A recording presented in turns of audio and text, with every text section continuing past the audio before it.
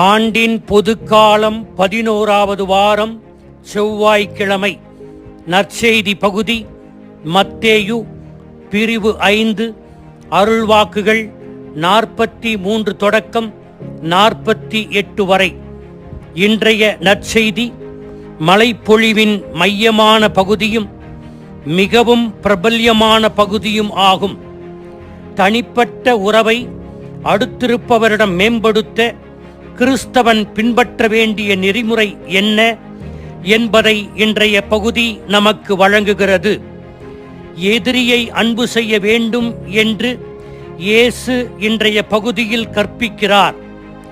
எதிரியை மன்னிக்க வேண்டும், அவர்களுக்காக மன்றாட வேண்டும் என்று கூறுகிறார்.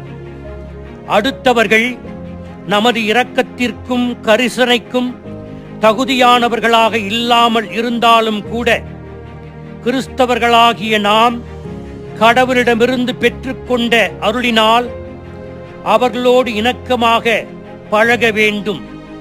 இப்படிப்பட்ட உறவின் அணுகுமுறையே கிறிஸ்தவனை மற்றவர்களிடமிருந்து பிரித்து காட்டும் காரணியாகும்.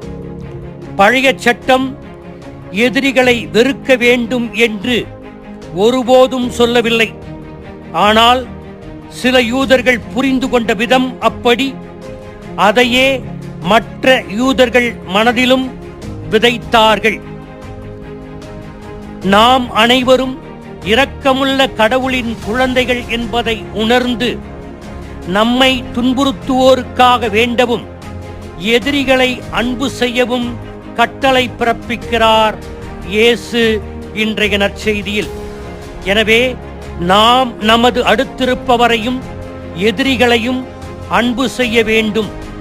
பெரும்பாலும் நமது எதிரிகள் நமது வீட்டுக்குள்ளேயே இருக்கலாம், அண்டை வீட்டில் இருக்கலாம், உறவினராக கூட இருக்கலாம், பணியாற்றும் இடங்களிலும் இருக்கலாம்.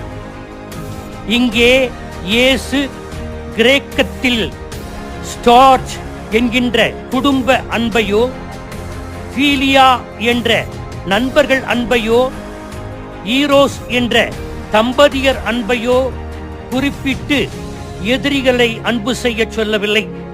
மாறாக அகாப்பே நிபந்தனையற்ற அன்பு, தன்னலமற்ற அன்பினால்தான் எதிரிகளை அன்பு செய்ய முடியும் என்று இயேசு கூறுகிறார்.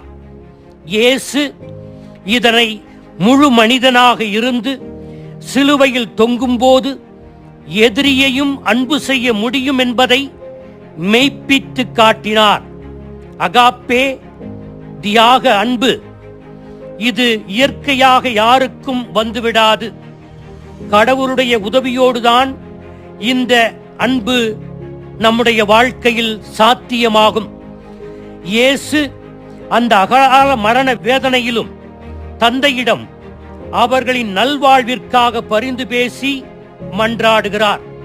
அதே போல ஸ்தேவான் இயேசுவை போலவே அவரை கல்லால் எறிந்து கொள்ளும் போது அவர்களுக்காக மன்றாடினார் ஸ்தேவான்.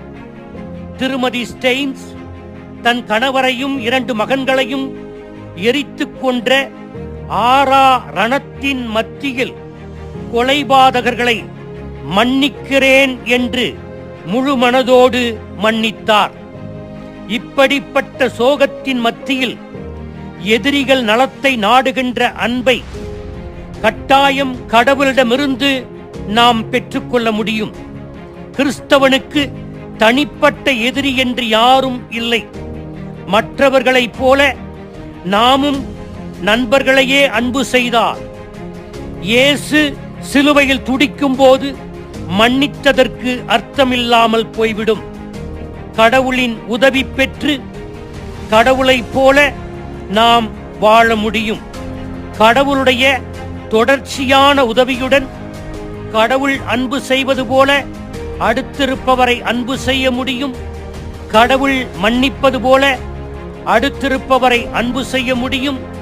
நிபந்தனையற்ற நல்லெண்ணத்தை வாழ்ந்து காட்டி முழுமையை நோக்கி நாம் நடைபயில முயற்சி எடுக்க முடியும். ஆமீன்.